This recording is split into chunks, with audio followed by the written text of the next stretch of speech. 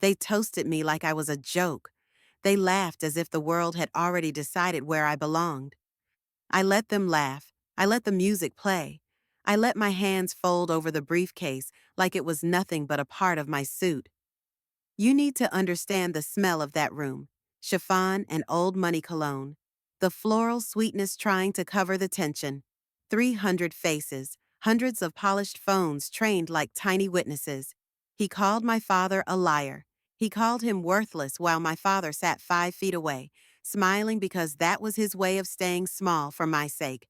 I wanted to crawl across the table and throttle that smugness out of him. Instead, I watched the way my father's knuckles whiten around that briefcase. I watched him breathe in, as if steadying himself for a lung of winter air, and I understood what patience looks like when it's been dressed up as dignity for 40 years. When he stood, mic in hand, the room bowed the way an audience bows before a performance, polite, anticipatory. Brandon's voice had the practiced cadence of someone who's spent a decade convincing rooms he belonged there. He built monuments out of other people's names. He built his identity the way he built his LinkedIn profile, filtered, trimmed, marketable. He talked about humility like it was a charity case he'd generously agreed to adopt. That's when my father stood. He didn't thunder. He didn't raise his voice. He walked to the stage the way a man crosses a room he's walked 1,000 times, calm, inexorable. He opened his briefcase. For a second there was only paper and the whisper of pages shifting. The light caught a business card and a magazine clipping, and my mind did that stupid, childish thing where I thought maybe he was going to hand me my past. But he laid the documents out like a surgeon laying tools. He read names, and not the names the room expected. He read numbers, addresses, leases, a Forbes line that felt like a punch, because we'd always kept so much of that quiet. The air changed the way it does before a storm. People lean in when someone whose face doesn't fit the narrative speaks. The bar noise died down. The polite laughter froze mid-breath.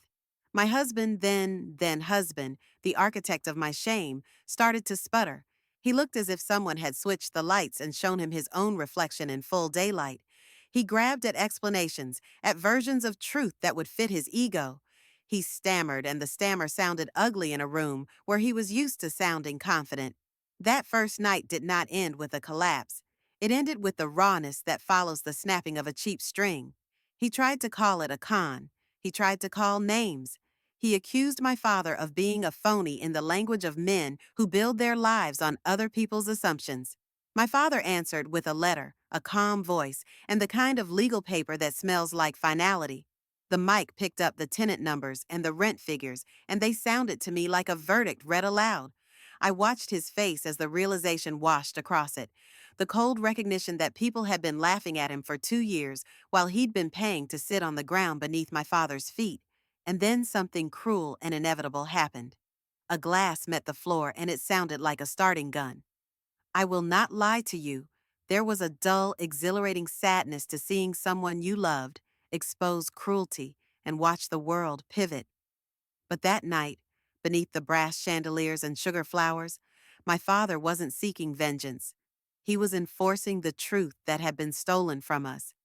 You should have seen the way his hands moved, controlled, precise, like a man who had learned to let time polish what haste could not.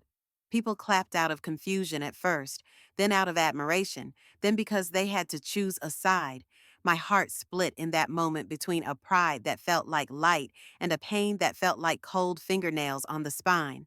I loved him fiercely and feared what would come next. Rage takes many shapes, and that night it shaped itself into a roar from a man who'd been underestimated for decades. They told stories about us the way people tell stories about the weather, disinterested, habitual, inaccurate. For 2 years, he had been rewriting my childhood in whispers, making me apologize for where I came from like it was a misdemeanor. He'd taught himself to define me by what I wasn't. When my father revealed the truth, people who had been nodding at Brandon's jokes suddenly had to swallow the sentence they'd been forming. A fabric tore, and once it tears, the light streams in, where only shadows lived before. The fireworks after the reveal were not cinematic in the way movies make them. They were messy, human. He stormed out drunker than I'd ever seen him, slurring promises that sounded like threats. The next 72 hours were catastrophic and precise, the sort of tidy justice that looks like a modern miracle because our institutions move fast when reputations and money are involved. People love a downfall when they think it has been earned, and they love it even more when it is public. Morgan Stanley called internal meetings. The HR department moved with the same efficiency I'd only watched in boardrooms on TV. By the time the media took a breath, the story had legs. Columnists wrote opinion pieces with playwright cadence. The fallen banker, hubris in the boardroom, when privilege meets ground.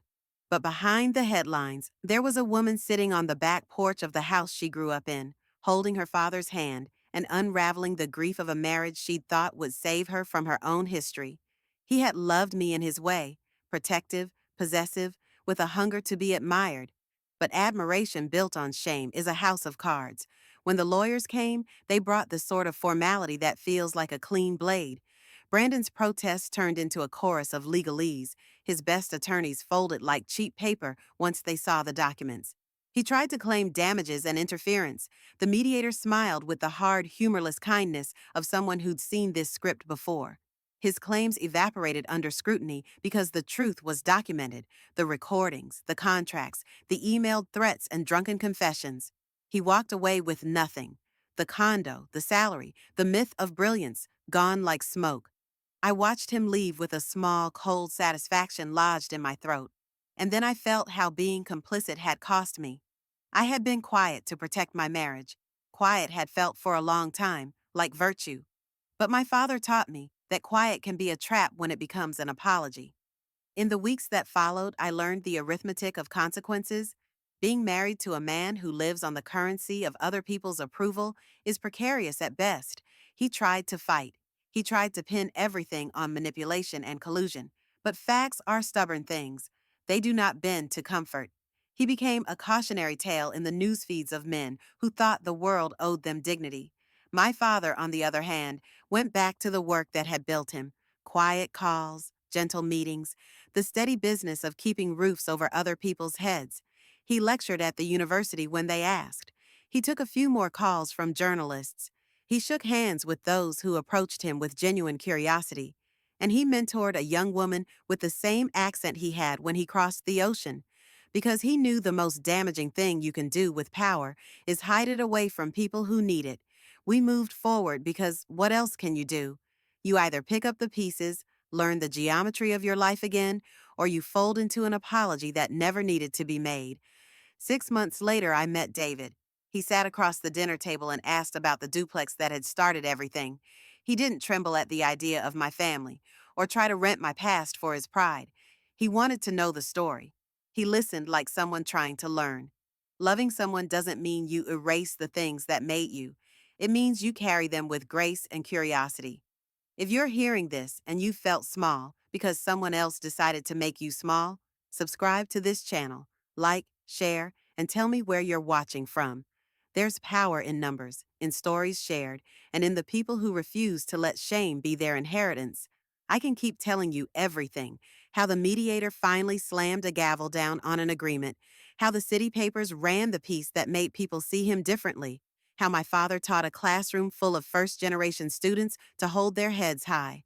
I can tell you about the nights of rage and the nights of silence, the calls from old friends, the messages from women who said, "I wish my father had done the same." But listen, real life isn't a revenge thriller you can pause when it gets uncomfortable. It's messy, and sometimes the most cinematic thing that happens is a small act of dignity done in private. If this moved you, if you felt the heat of that ballroom in your skin, please hit like, subscribe, and tell me your story in the comments, because stories like this are why we keep telling them. He never regained what he had in that city. His reputation, once lacquered by charm, peeled away under the light. I watched him try to rebuild in another town: smaller firm, smaller life, humbler stories. He wore humility like a costume because the humiliation had burned away the arrogance that had been his armor. He claimed later that he learned. I'm not sure anyone learns humility fully from being stripped of their illusions. For me, the lesson was different. You do not owe people proof of your worth. Your life is not an exhibit for other people to poke at. My father had never wanted the spotlight.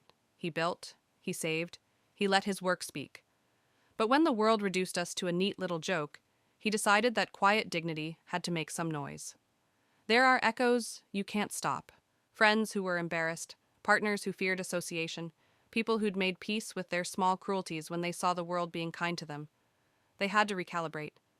And for me, there was a very human reckoning. I had to forgive myself for staying quiet while honoring the reason I had kept the peace for so long. Forgiveness doesn't mean forgetting. It means you choose the parts of the past that will teach you instead of defining you. If you want the next chapter, how the legal notices played out, how my father handled the hotel lease controversy, how our family built a foundation around truth, I'll keep going. Hit subscribe, drop a comment, and tell me to continue. Stories like this don't end in one night. They evolve into the people we become.